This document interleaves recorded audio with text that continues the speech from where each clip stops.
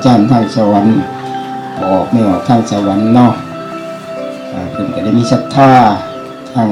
ญาติจันเพิ่นเนาะก็ได้นำผ้าออกต้นงานนู่นทางนั้นมาเนาะมาถวายเครื่องสังฆทานให้แก่บ้านน้องแสงเล่าเฮาเนาะแต่ว่าเป็นบุญเป็นกุศลของบ้านเฮาเนาะมานี่ก็ออกต้นญาติโยมก็ได้พบย่องเฮียงหน้ากันเนาะเห็นคุณหน้าคุณตาเนาะบ่เห็นแต่ผู้บ่มานี่เป็นบุญเป็นกุศลของบ้านเฮาเนาะพอออกไม่ออกบ้านแสงเล่าเนาะได้สุปาวัดปาว่าได้บัดนี้ตะกี้แต่บ่ทันมีทางมันคืออยู่ป่าในวัดเนาะได้ทางเข้ามาแล้วก็คือบ่ได้อยู่ป่าได้บัดนี้ก็คือไก่ทางแม่เนาะแต่แล้วก็ฝ่ายอยากฝากฝังพอน้ำแม่น้ำออกน้ำต้นถอนน้ำแก่เนาะปาวัดปาว่าเลยคือศิลวัตเป็นว่าศิลวัตไม่อันที่เรากับเครื่องไม้นี่ก็ขับด้วยเนาะเป็นคือรถเนาะกันรถไม้ไม่ขับเลยกันรถเก่าเบรขับอะไรนะที่มันอันนั้นเท่อันนี้เท่เนาะกันของไม้ยังไม่ขับเลยเนาะอันนั้นท่านก็มันมียังดอกตีบอกลงร้ายเนาะเวลามันกระสันเนาะเพื่อคนจิกับเมื่อบังเมื่อคนทางญาติทานก็ขอบมุกขอบใจเนาะนำทางญาติจันนำพอออกไม่ออกทางสวรรค์เป็นน้อยเลยกับทั้งบัดน้องเชียงเล่าห้องเนาะ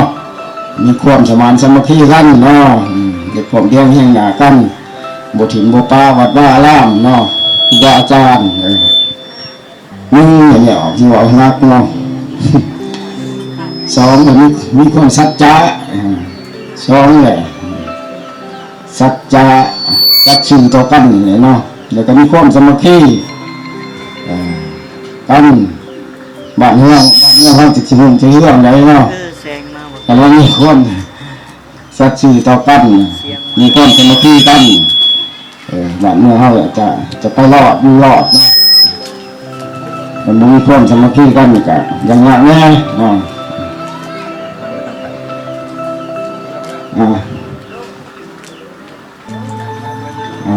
วัดว่าอารามก็หลายปีเลยได้เนาะ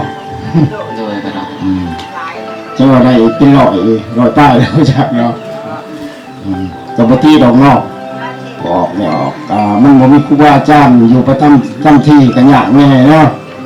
บ่มีผู้นำผ้าจ้ะ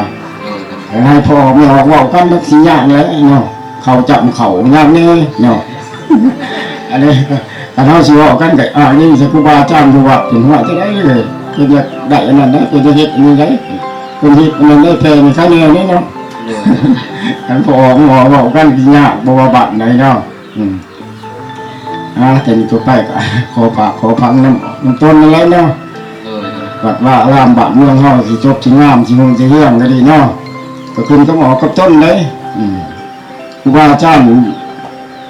ก็อาศัยออกใช้ต้นเนาะไม่ได้ไปขายยังสิจ้าเนาะเพิ่นก็ให้แต่พวกคิดจะสิจ้าให้พวกคิดให้ธรรมะเท่านั้นแหละเป็นให้ได้เนาะเนี่ยได้จะเป็นบุญเป็นกุศลกันพอเพียงหน้าก็นี่แหละมาเลยกันนิทานก็ขอจบเท่านั้นเนาะเวลาก็บ่ยาวไปเลย